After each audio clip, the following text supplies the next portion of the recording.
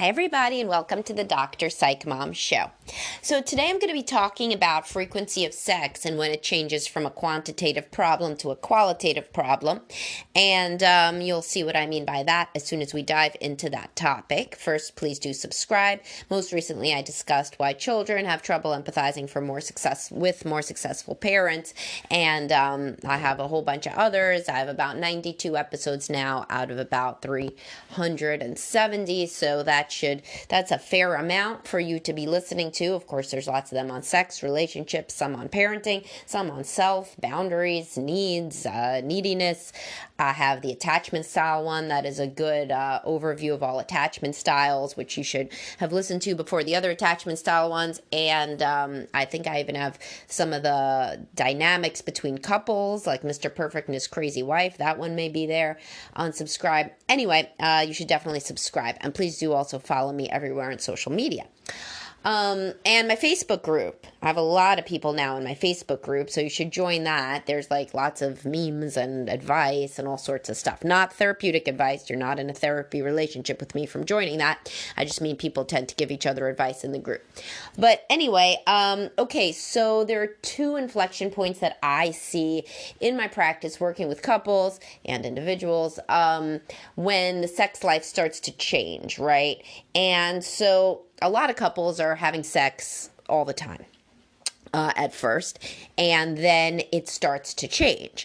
And there's one point at which it goes below what would be the amount that the guy, at least, wouldn't masturbate. And some guys are going to masturbate no matter what, and the more addicted to porn they are, the more they're going to masturbate no matter what. But the average guy does not really want to masturbate within his marriage. He wants to be having sex, and so at some point it transitions from how much you're having sex that you don't need to masturbate to how much you're having sex that you do need to masturbate. And by need, of course, I know it's not like food and water, but you feel like you need a physical release, same as people, also aren't going to die if they miss eating for a day, but most people do still feel hungry 3 times a day. Anyway, so at which point is that? I mean, it tends to go when it's below like 3 times a week. Even maybe 2 times a week. So 2 or 3 times a week, then the guy is fine, not using porn, not masturbating, and basically making his whole sex life about his wife, which I think is great. And you can refer back to my podcast on sexual codependence, which is, I think, a good part of being married, is that you are only dependent on one another for sex. And that is a nice special thing that you share, and while most men remain monogamous, many don't fully remain monogamous, because then they start using porn, which seems to basically be like barely anybody does no porn masturbation nowadays. So once you're involving other women and looking at other women in your sex life, I mean, you're not really monogamous, not fully. Your brain doesn't feel like you are, because you're tricking your brain into thinking that you're having sex with multiple women, which is why a lot of men overinflate their libido by having sex, sorry, would that it were so, by watching porn. Because your brain starts to think you're screwing all these women. So like your sex drive is like super high. And that's why a lot of guys that are addicted to porn, by the way, don't want to stop, because when they stop, then their sex drive goes back to something that's kind of normal for their age. And then actually that's much better for their relationship, but their ego takes a hit because they don't, they're not getting off multiple times a day or every day anymore. They don't feel like they need to, because they're not, mainlining these super attractive women doing all crazy shit into their brains with porn. But anyway, the porn stuff I've discussed a lot in other podcasts. But right now what I'm saying is, there is a change when a guy realizes that like his wife isn't going to basically fulfill his sexual needs, herself, that he feels that there's going to have to be another outlet. And usually I don't even really tell people to stop. I always tell people to stop using porn, but if you're, a guy in his 30s or something, and your wife's only having sex once a week, I mean, it is, you can try to wait, that would be nice, but a lot of guys are at least going to want to masturbate one other time during the week. So, when it drops below a few times a week, that's when there start to be extracurricular activities such as masturbation. That changes the dynamic of the relationship, from something where you're fully meeting each other's sexual needs to where you're not. So that usually happens after the honeymoon stage is over. Some guys are like, what the fuck, that never happened. Well, to you guys, that was a tremendous red flag, and if and when you were to get into another relationship, there should at least be some period at the beginning where, you are fully meeting one another's sexual needs. That would be something to aspire to. Then the next inflection point I see is when it drops below once every 2 weeks or once every 3 weeks. And then the guy at least sees like the clinical definition of sexless marriage is waving at him from the distance. And he's like, oh shit, we're going to be at like less than 10 times a year soon if this drops any more.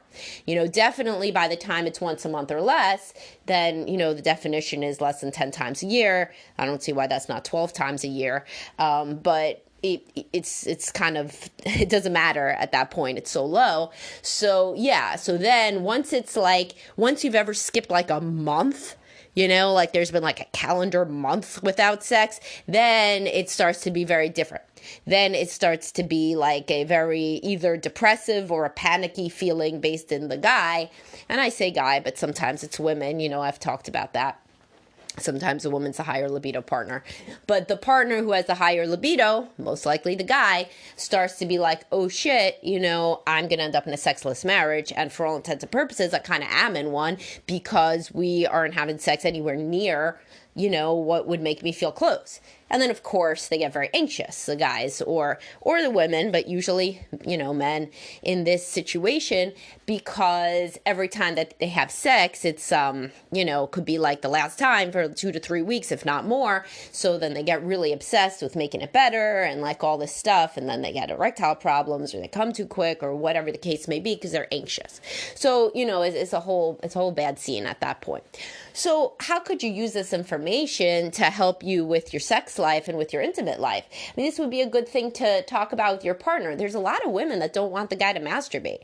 Like, totally understand. Like, you want to be totally close with one another. I mean, it would be like with the masturbating, especially if you're using porn, it would be like if you want your husband to take you out to dinner, but like instead he's like taking a robot out to dinner. Like it's like he's doing something that like you want, but it's with somebody else. So that's how he feels, like he's like, it's not, he doesn't want to be taking any robots out to dinner. He wants to be taking you out to dinner. And by this, dinner is sex in this analogy. But really, it's also very mythological that there are all of these men that aren't having sex that also don't want to do date night. What I usually see, and I mean, there's plenty of avoidant guys that just want to have sex and not be romantic. But that's not the majority, because the majority of people are not avoidant attachment. The majority of men are not avoidant attachment. The majority are secure, and preoccupied together will outweigh avoidant, because the majority, about 50%, if not more, of people are securely attached. But after that, there's more preoccupied than avoidant. So the odds are is that you're with a man who wants, if he wants sex, he also wants romance. So he wants the date and he wants the sex. So it's not a good analogy, except with avoidant men, to say the way that you yearn for romance is the way that he yearns for sex. That's true with avoidant men and preoccupied women. But if the man is either securely attached or preoccupied attachment, then he yearns for romance and he yearns for sex. So, either way, he doesn't want to be fucking any robots. He doesn't want to be taking any out to dinner. And the robot, of course, is the, woman inside the screen. And he wants the relationship to be with you. You want the relationship to be with him. Hopefully, if you're a woman that's married, if you don't care how much he masturbates, perhaps think about, that's not that smart, right? Because, he's doing, so it would be like him not caring if you had an emotional affair just because you're not having sex. That would be stupid, right? Because you you care in theory about like emotions and closeness, and you would be doing that with somebody else. He is doing it with somebody else. Honestly, even if he's not using porn, he's becoming solely dependent on himself for something that is not a solo activity. So that's not good for the relationship. It's like if you guys took walks every day after dinner, and then he decided that instead he was going to run. All right, I mean, I guess, like, it's good for your health, whatever, but, like, what about our time walking? There, we were close, we were talking, etc., etc. Ideally, he would go, like, lift or something some other time, and he would still do, like, your walks, you know? He would leave your walks as, like, a special thing. So the analogy, though, is what if then he just started lifting, right? Or he just started doing whatever the fuck. Like, your walks, you wanted to be, like, your time together to exercise and talk. So, you know, you could see how bad you would feel if he just replaced it. You don't really want your husband to be masturbating all the time. This isn't good. Like, I've talked about this a lot. I've talked about with female masturbation too.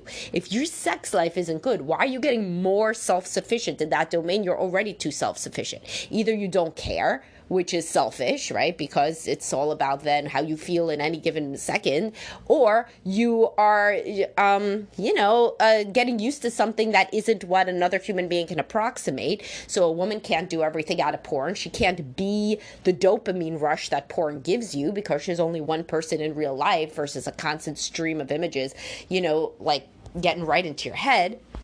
And, of course, as I've discussed, a man can't be a vibrator because he can't. And then if a woman gets addicted to a vibrator, she can't have an orgasm with the guy. So masturbation in general, unless your sex drive is way beyond anything I know for anybody that is monogamous in their, 30s, 40s, beyond. 30s and 40s, by the way, is a big change. Very, very big change. It's as big as from 20s to 30s. Actually, I think it's even bigger because in 40s, women start to go through perimenopause. Before that, they've not really had any hormonal changes. It's all like body image, this, that. All right, fine, yeah, but you still have your hormones. By 40 something, you stop. That's when women kind of change. That's the estrogen drops. And the testosterone is frequently not there at all. So that is a big change. So at that point, and men start to look quite different in their 40s too, even if they tell themselves they don't, because their bodies are changing too, and their hormones, they're aging. So people in their 40s usually don't have a surfeit of sex drive to work with, unless, of course, the man is fluffing himself by constant porn use, or taking testosterone or whatever. And, so you got to work with what you have. This is not a situation where any guy, I don't care how much porn he's using, is going to be able to jack off with porn in the morning and then get hard immediately again to have sex with his wife. It's just not happening. There's a refractory period. If it was a brand new woman, maybe it's that's the honeymoon stage refractory period, which is shorter. But still, and this is why sometimes I hear this in sessions, guys are like very mad if their wife wants to have sex at a time that they just jerked off, right? Because they feel like they're trying to get out ahead of the problem and not have this buildup of sexual tension by masturbating, and then turns out she wanted to have sex. So this is why people need to schedule sex, at least implicitly, to know, for example, we have sex, on the weekends twice and then once during the week. And so then, that gets you up, by the way, to the 3 times a week, which a man definitely should be able to wait and not masturbate if he's having sex that he knows he's going to have 3 times a week. Anybody listening to this podcast that's not, living in a frat house should be fine with your multiple children, your job, and everything else. You could be fine waiting for your 3 times a week sex. I say that is it's a pretty big. That would be a pretty big ask for somebody who was like 16 years old, but it's not a big ask for somebody who's 45 years old, 46 years old, right? It isn't. So, and a lot of guys would be super happy with 3 times a week. So if you're listening to this, you could also say, all right, if I want to have a happy relationship, more of a happy relationship, what's something I could try? If I like numbers, maybe I could try to increase the rate to 3 times a week.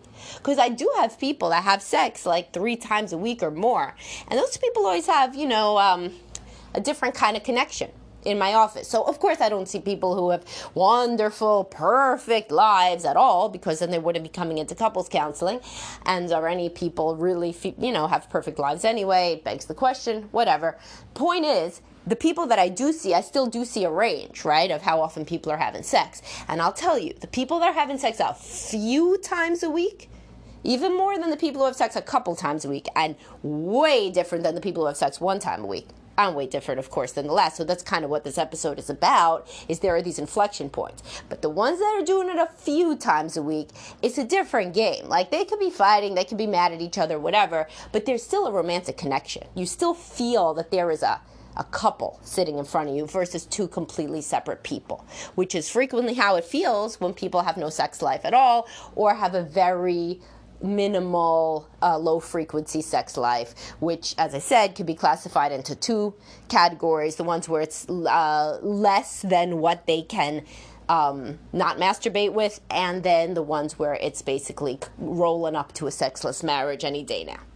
So, this would be a good one to discuss with your partner, only in the situation that your partner wants to hear from me, because many don't. I'm a niche taste here. Like, a lot of, you're not going to get every woman being like, oh, I love listening to her. She's, so warm and fuzzy and validating. They're not, So, and the women that do listen to me, by the way, it's funny because frequently they then are the more proactive partner, and their husband doesn't want to listen to me, tell them what's what for 15 minutes. So, it is rare that both people would like to listen to me the same. And if you're in one of those situations, this is certainly a good one to discuss. But if you're not, then you yourself can create the conversation without me and my voice that not everybody loves. I hear this on TikTok, unfortunately. Some people seem to have terrible taste in human voices. And, told me that I sound like Marissa Tomei in My Cousin Vinny, which I take as a compliment because I love her, and she went to Edward R. Murrow, my high school, but 17 years earlier. Anyway, so that was just a lovely comment from a fan. But anyway, so if you are somebody who wants to bring this up as a conversation, you don't need me in your spouse's ear. You could say something like, wow, I was thinking about it. Do you feel any different when we're having sex 3 times a week versus 1? Because I don't, but I guess, some people really do. And I mean, your husband in that case would be over the moon happy, much happier than listening to me, and he would say, wow, yeah, I really do. And then you could be like, well, what's the least amount of time that you still feel connected during the week? And he'd be like, I think maybe 2 times a week. He's lying. He means 3 times a week, like I told you. But he'll be like, oh, I think 2 times a week. And then you'd be like, okay, well then let's try 2 times a week. And then you've had a wonderful exchange that was, sparked by this podcast, but you didn't need me exactly there. You didn't need to share a link. I appreciate all of you that share the links, but I'm just trying to work with the ones who tell me, oh, my husband, my wife doesn't want to listen to you. Okay, it's a free country. You are still able to bring the conversation up yourself. And you should, because honestly, if you're the one who wants to share the link, then this matters to you. So you really want to figure out how you yourself can bring it up. And this doesn't, of course, just go for this podcast, but for all podcasts. But if you are in the unique situation where you share stuff and your partner really likes it, well, then you probably should thank them and be like, it's really nice that when I share these podcasts or whatever with you, that you're nice about it. Because I hear that everybody isn't so nice about it. All right, that would be a good conversation. Always good to express appreciation. All right, well, hopefully you got something out of this, and I'll talk to y'all soon. Bye-bye.